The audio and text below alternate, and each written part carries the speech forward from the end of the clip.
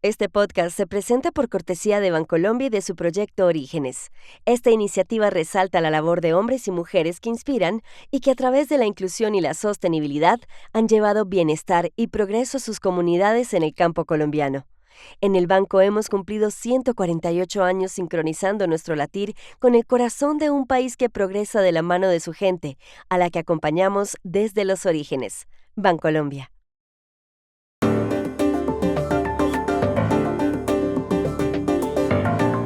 Donald Trump aceptó ayer 2 debates con Joe Biden antes de las elecciones de noviembre en Estados Unidos. El primero se llevará a cabo el 27 de junio. ¿Cómo serán esos duelos televisados a juzgar por los de 2020? El primer ministro de Eslovaquia, Robert Fico, fue herido ayer gravemente cuando hablaba con un grupo de ciudadanos. Al grabar este podcast, su estado era crítico. ¿Por qué su figura es tan polémica? En el Ecuador, el correísmo ha empezado las diligencias en la Asamblea Nacional para llevar a un juicio político de censura a la fiscal general del Estado, Diana Salazar. ¿Cuál es la verdadera razón de todo esto? Hola, bienvenidos a Y esto no es todo, el podcast del Georgetown Americas Institute de la Universidad de Georgetown en Washington, D.C.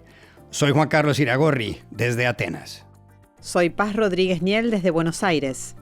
Soy Jorge Espinosa y estoy en Bogotá. Es jueves 16 de mayo y esto es todo lo que usted debería saber hoy.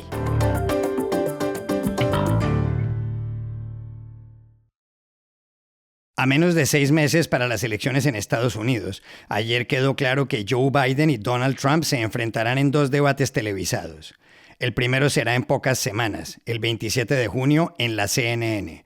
El otro, el 10 de septiembre, en ABC. Todo se definió en las últimas horas. La iniciativa fue del presidente Biden, que en su cuenta de X, antes Twitter, publicó un video donde dijo esto: Donald Trump ha perdido conmigo 2 debates en 2020. Desde entonces no ha aparecido nuevamente para debatir. Ahora actúa como si quisiera. Biden agregó: entonces hazme el día, compadre. Estoy dispuesto a debatir incluso 2 veces. Y concluyó, a sabiendas de que en el juicio que se le sigue a Trump en Nueva York no hay audiencias un día de la semana, escojamos las fechas, Donald. Sé que estás libre los miércoles. Donald Trump lost 2 debates to me in 2020. And since then, he hadn't shown up for debate. Now he's acting like he wants to debate me again. Well, make my day, pal. I'll even do it twice. So let's pick the dates, Donald. I hear you're free on Wednesdays. Trump le contestó de inmediato. La respuesta es sí, dijo ante la periodista de CNN, Caitlin Collins. Después añadió que está listo a debatir con Crooked Joe, o Joe el Torcido, que preferiría un evento grande, aunque sabe que Biden teme a las multitudes, pero que ahí estará. Según las encuestas, la pelea entre el demócrata Biden, de 81 años, y el republicano Trump, de 77, está muy apretada. El promedio de los sondeos de Real Clear Politics dice que Biden tiene el apoyo del 44,9% de la gente, mientras que Trump cuenta con el del 46%. La diferencia es mínima. Para saber cómo serán estos 2 debates, quizá podría buscarse alguna pista en el célebre cara a cara que sostuvieron hace 4 años ambos candidatos. ¿Qué pasó entonces, Jorge? ¿Y quién ganó? Paz, en 2020 Joe Biden y Donald Trump participaron en 2 debates. Se había previsto 3, pero el segundo se canceló por la pandemia. El último tuvo lugar finalmente el 22 de octubre en Nashville, pero el más importante fue el primero, el 29 de septiembre en Cleveland, que fue moderado por Chris Wallace, entonces famoso periodista de Fox News. Lo que pasó fue electrizante y desordenado. Trump hablaba de la izquierda radical y le pedía a Biden que contestara las preguntas, y Biden se negaba. Desesperado, llegó a decirle a Trump, que era presidente: "Cállese, hombre". Vote now. Make sure you, in fact, let people know you're a senator. I'm not going to answer the question because the question is radical left. Will you shut up, man? En otro momento de ese duelo televisado, Chris Wallace le pedía a Trump que respetara las reglas pactadas y que hiciera silencio, y le daba la palabra a Biden, que dijo: "Es difícil tener alguna vez la palabra con este payaso".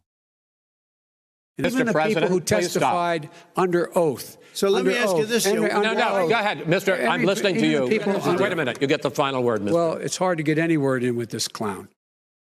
¿Quién ganó ese debate? Pues según la encuestadora 538, el vencedor por un margen muy pequeño fue Biden. Bien, pero la cuestión es ¿qué pasará esta vez? Está claro que Trump es más agresivo y que enfrenta varios procesos judiciales como el del caso de Stormy Daniels. También es verdad que Biden está mayor y que a veces trastabilla al hablar, pero hace política con mucho éxito desde 1972. De modo que cualquier cosa puede pasar, especialmente en un país que se inventó los debates con aquel histórico choque entre John F. Kennedy y Richard Nixon el 26 de septiembre de 1960 en los estudios de CBS en Chicago, cuando la televisión era todavía en blanco y negro.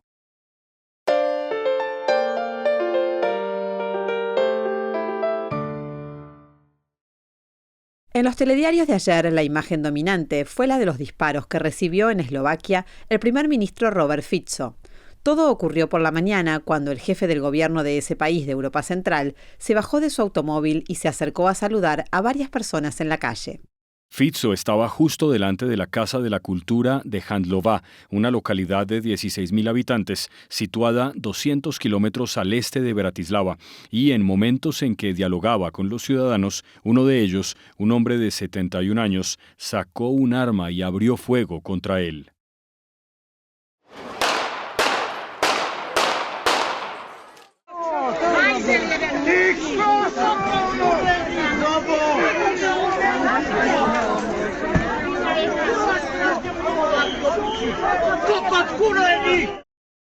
Mientras los escoltas reducían al agresor, Robert Fico fue subido rápidamente a su automóvil.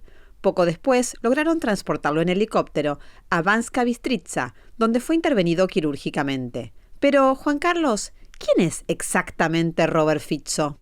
Robert Fico es uno de los políticos más influyentes de Eslovaquia desde el nacimiento de ese país el 1 de enero de 1993.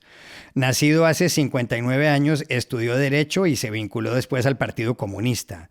Fundó más adelante su propio movimiento político, el centroizquierdista Smer, y en 2006 resultó elegido por primera vez a la jefatura del gobierno, un cargo que ocupó hasta 2010. En 2012 volvió al poder, pero se vio obligado a renunciar en 2018 tras el asesinato del joven periodista Jan Kuciak, que investigaba tramas de corrupción y fraude fiscal. El pasado mes de octubre, Fico ganó nuevamente las elecciones y pudo formar gobierno. Sus banderas de campaña fueron, entre otras, recortar la ayuda a Ucrania, Fico admira a Vladimir Putin, y combatir los matrimonios del mismo sexo. Actualmente su administración impulsa un polémico proyecto de ley que obligaría a los medios de prensa y a otras empresas a declarar si reciben ayuda del exterior. Y todo esto pasa en Eslovaquia, un país de 5,5 millones de habitantes, miembro de la Unión Europea, al que la exsecretaria de Estado de Estados Unidos, Madeleine Albright, describió alguna vez como el agujero negro de Europa.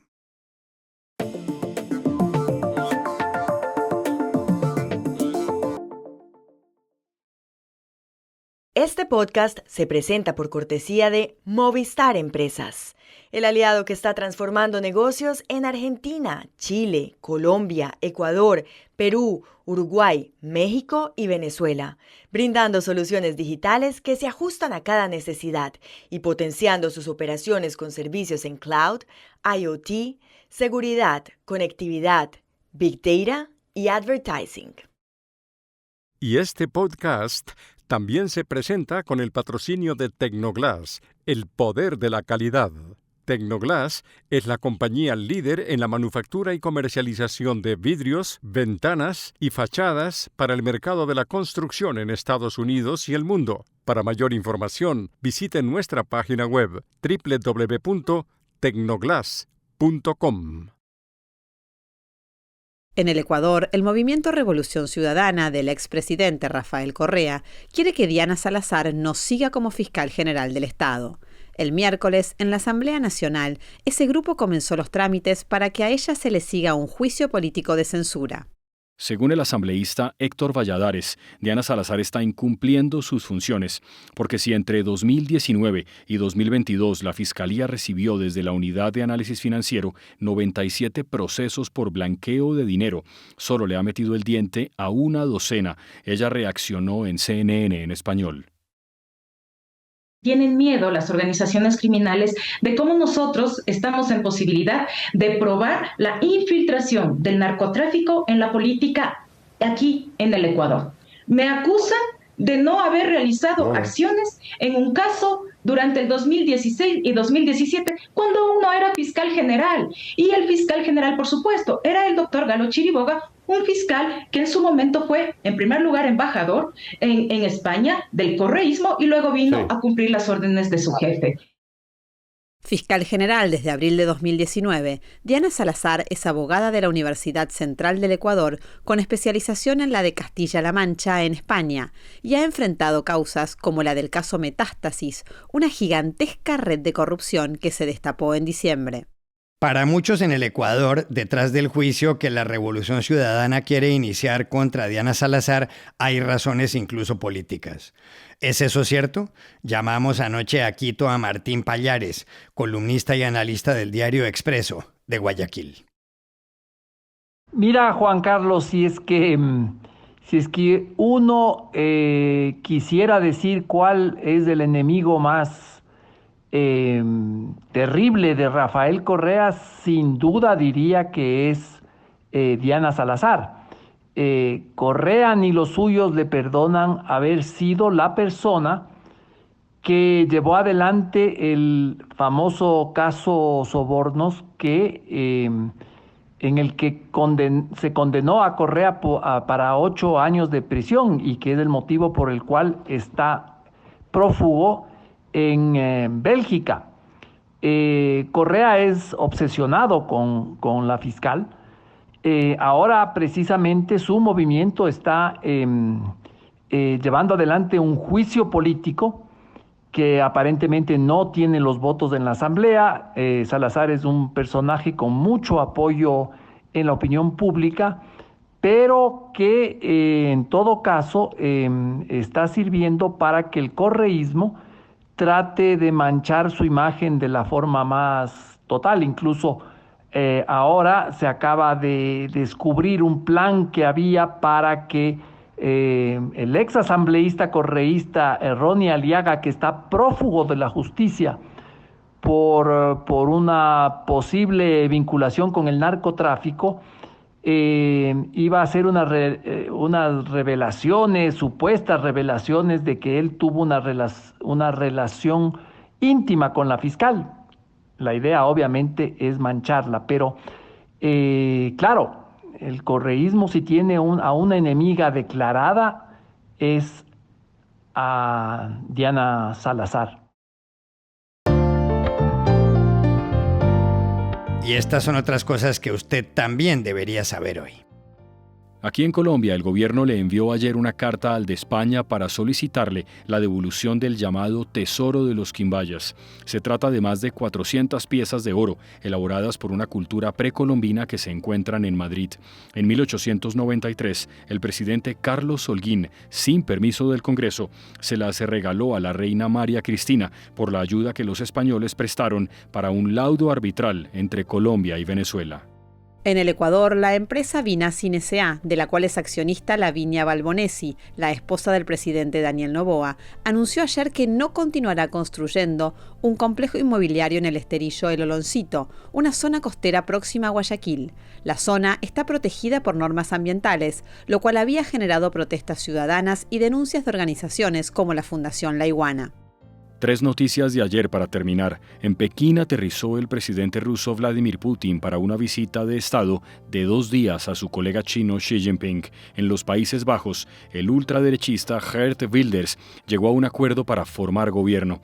Y en Estados Unidos, Amazon está a punto de superar en ventas a Walmart, que el año pasado vendió mercancías por $648 mil millones, es decir, por $1.200.000 por minuto.